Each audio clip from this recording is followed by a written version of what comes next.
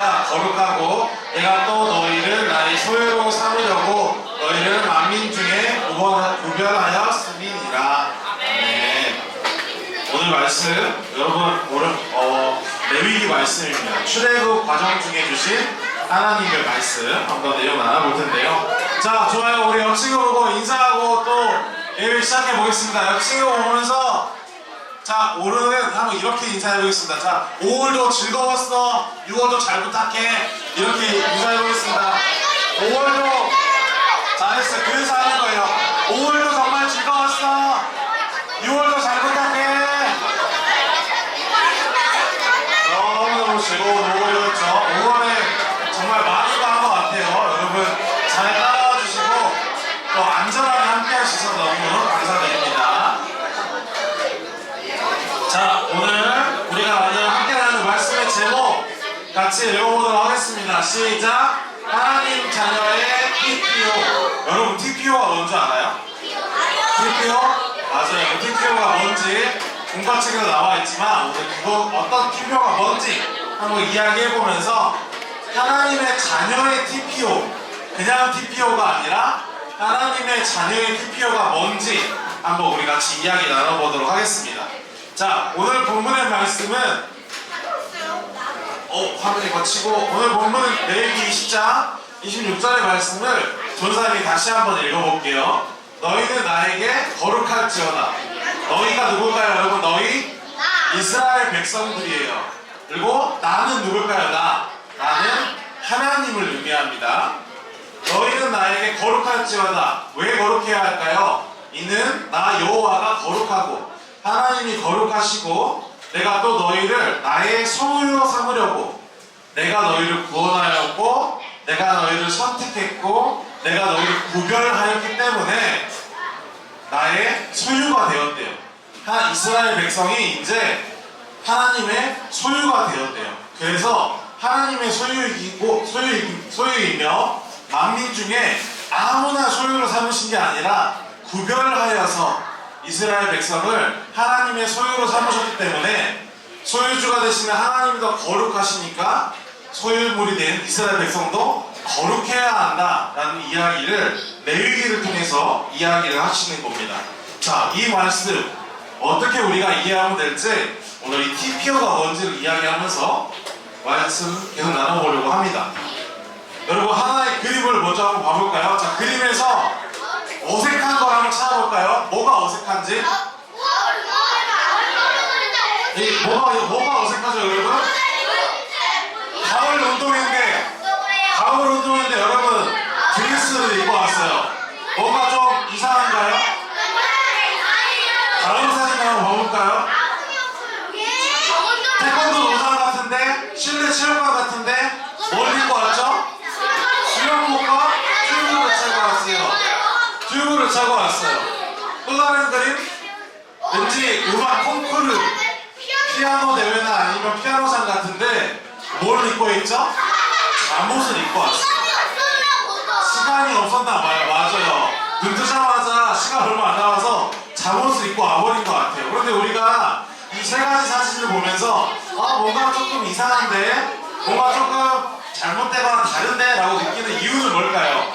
그 장소나 그 시간, 때와 장소, 그 상황에 맞춰서 우리가 무언가를 준비하거나 옷을 입거나 마음가짐과 태도를 준비하는 게 다른 것처럼 사실은 어쩌면 첫 번째 친구의 옷 드레스가 마지막 피아노에 어울리고 수영장에서는 수영복을 입고 태권도장에서는 도복을 입어야 하고 운동회에서는 체육하기가 간편한 활동성이 좋은 옷이나 운동화를 신어야 하는 것처럼 이 TPO라는 건 그 상황에 맞춰 그 시간과 그리고 장소, 상황에 맞춰서 선택되는 올바른 태도나 마음가짐, 또 특별히 입는 옷가지의 모습들을 이야기할 때 TPO라는 말을 썼다고 해요. 사실은 이 TPO가 전사님도 이런 표현을 사실 써본 적은 없어요. 아마 전사님보다 조금 더 선배되시는 분들께서 쓰셨던 표현 같은데 시간과 장소, 상황에 맞춰서 옷을 입는 것뿐만 아니라 마음가짐과 태도까지 태도까지 준비하는 것, 이게 바로 TPO의 의미라고 합니다. 여러분 T 뭐라고요? T? 시간. P는 place 장소, O는 occasion 상황입니다. 시간과 장소, 상황에 맞춰서 옷도 입고 마음가짐도 준비하고 나의 태도도 갖추는 거죠.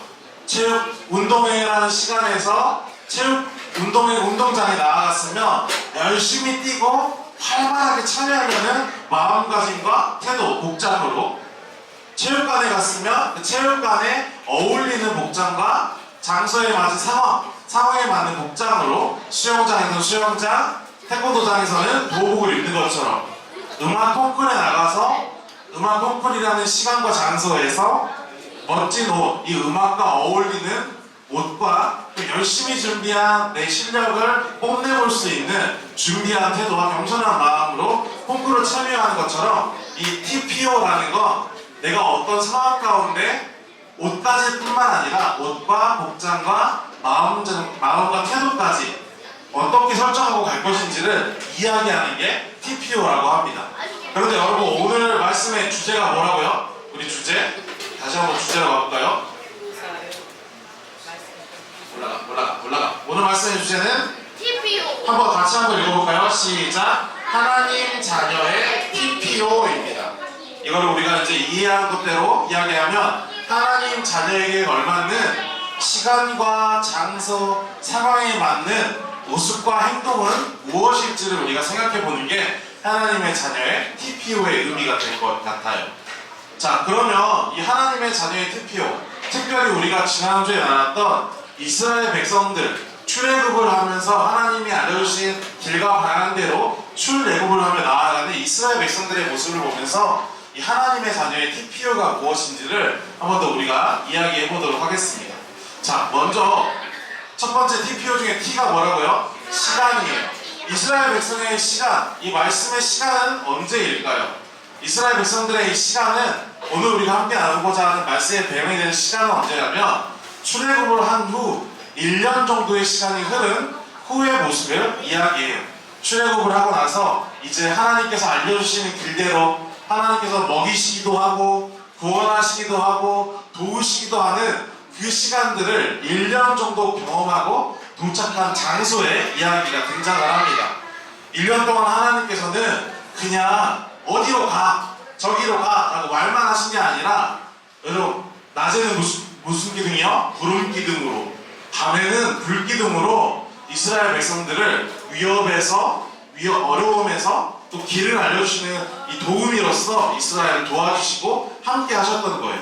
이스라엘 자녀들의 시간은 바로 출애굽 후 1년 후가 될 것 같아요. 자, 그러면 이스라엘 백성들의 장소는 어디일까요? 출애굽을 하고 나서 1년 정도 이스라엘 백성들이 걷고 또 걸어서 그 길을 나아갔습니다. 그리고 도착한 장소, 혹시 여러분 어딘지 아시나요? 1년 정도 걸어서 이스라엘 백성들은 시내산에 도착을 했어요. 뒤에 여러분 산 보이죠? 시내산에 도착을 했습니다. 홍해를 건너고 이 길을 따라서 쭉쭉 걸어가다가 하나님께서 멈추시고 그곳에 머물게 하신 신의 광야, 시내산이라는 곳이 있는 곳에 도착을 했습니다. 1년 정도 걷고 걸으면서 하나님의 인도하신 대로 걸어나왔던 이스라엘 백성에게 잠깐의 쉼을 주시며 그곳에서 다시 한번 하나님께서 만나시고 그들을 가르치시기 위해 시내산이라는 장소에 머물게 하셨어요. 첫 번째 타임은 출애굽한 다음에 몇 년 후요? 1년 후에 장소는 시내산이라는 장소입니다. 거기서 마지막 O가 뭐죠? O? 오케이션? 상황. 어떤 상황이 있었냐면 하나님께서는 이제 출애굽을 하고 시내산에 도착한 이스라엘 백성에게 하나님의 회막을 짓게 하셨어요. 하나님의 회막은 무엇이냐면 하나님께서 이스라엘 안에 함께 거하시면서 그들과 함께 하시고 그들을 인도하시고 함께 예배하시고 그들을 가르치시기 위한 특별한 하나님의 공간이었어요. 1년 동안 출애굽을 하고 나서 도착한 T, 1년 동안의 시간이 흐른 후 P, 시내산에 도착해서 O, 하나님께서 회막을 지어서 그들을 그곳에 머물게 하셨던 거예요. 그러면 그러면서 하나님께서 이 회막 안에서 이스라엘 백성에게 전하셨던 이야기가 바로 오늘 우리가 함께 봤던 이 오늘의 말씀인 너희는 거룩할지어다 라는 내용의 이야기입니다. 레위기는 우리가 함께 읽은 레위기는 여러분 이 내용을 무려 28장으로 펼쳐 쓴 말씀이에요. 거룩이라는 것을 우리가 잊기 위해서 하나님이 거룩하시기에 나도 거룩해지기 위해서 우리가 지켜야 할 것, 따라야 할 것, 알아야 할 것을 하나님께서 출애굽 1년 후 시내산에서 회막을 지은 백성들에게 가르치시고 전하신 내용이 바로 레위기라는 말씀의 내용입니다. 여러분 그러면 이 거룩, 하나님께서 거룩하시고 하나님께서 우리를 그의 소유로 삼으셨기 때문에 너희도 거룩할지어다 라고 하시는 이 거룩, 여러분 거룩이 무엇일까요? 여러분들은 거룩하다를 어떻게 이해하고 계신가요? 거룩하면 떠오르는 게 있나요? 거룩 많이 어렵죠? 맞아요. 뭔가 거룩 느낌은 알겠는데 어떤 느낌이고 뭐 어떤 건 알겠는데 이게 뭐라고 물어보면 난 뭐라고 해야 할까? 이 거룩이라는 건 여러분 좀 어려운 단어일 수 있겠지만 좀 쉽게 설명을 해보자면 하나님의 자녀된 자들이 이 하나님처럼 닮아가는 것, 하나님의 은혜의 옷을 입는 모습들을 거룩하다라고 이야기를 합니다. 이 이야기를 조금 더 오늘 본문의 내용에 기반해서 이야기를 해보자면 거룩하다라는 것은 내가 하나님의 소유임을 기억하고 하나님의 소유임을 기억하고 내가 평범하게 지냈던 내가 좋아하는 것을 쫓는 삶, 모든 사람들이 유행하고 모든 사람들이 즐겨하는 것과는 구분된 하나님을 사랑하고 이웃을 사랑하는 삶을 지키려고 노력하는 게 거룩함의 의미가 됩니다. 이전에 입었던 옷을 벗어버리고 하나님께서 주신 새 옷을 입음으로 내 삶을 구별된 삶으로 지켜가고자 하는 게 바로 거룩이다라고 우리는 이야기를 할 수 있어요. 여러분 세상에는 정말 많은 것들이 있어요. 내가 좋아하는 거, 만나고 싶은 거, 보고 싶은 거, 즐기고 싶은 거, 수많은 것들, 어쩌면 하나님과의 관계를 멀어지게 하는 수많은 것들 가운데서 내가 하나님 안에 자녀임을 기억하고 하나님의 소유임을 기억하면서 이 하나님과의 관계를 잃어버리지 않으려고 하나님의 소유임을 기억하려고 하나님과의 관계를 더욱더 가까이 하기 위해 나의 것을 구분하여 구별하는 것이 바로 거룩한 사람의 모습이다라는 거예요.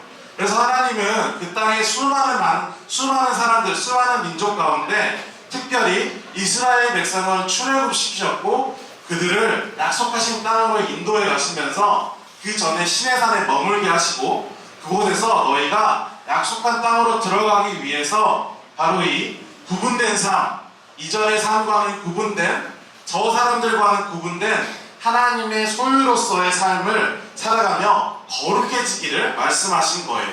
그죠? 내가 하나님 믿었으니까 하나님이 인도하셨으니까 그 길 따라가면 마지막에 결국에 약속의 땅에 어쨌든 들어가겠지 이게 아니라 이 중간에 하나님께서 다시 한번 이스라엘 백성들에게 물으시고 요구하시는 거예요.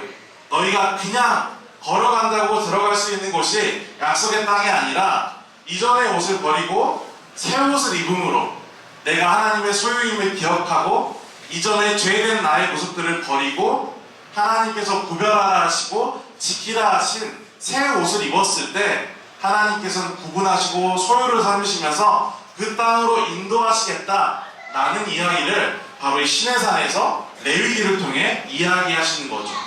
그러면 이 구분된 삶, 거룩한 삶, 우리 삶에서 여러분 어떻게 찾고 어떻게 적용할 수 있을까요?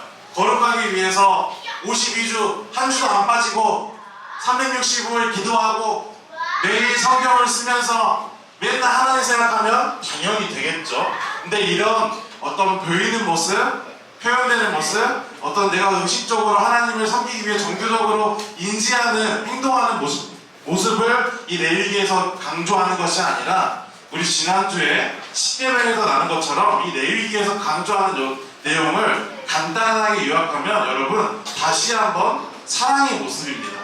하나님은 예배 잘 드려야지, 기도 열심히 해야지, 말씀 매일 봐야지, 물론 중요하겠지만 이거보다 더 중요한 게 있어 얘들아 라는 거를 레위기를 통해 이야기하시는 거예요.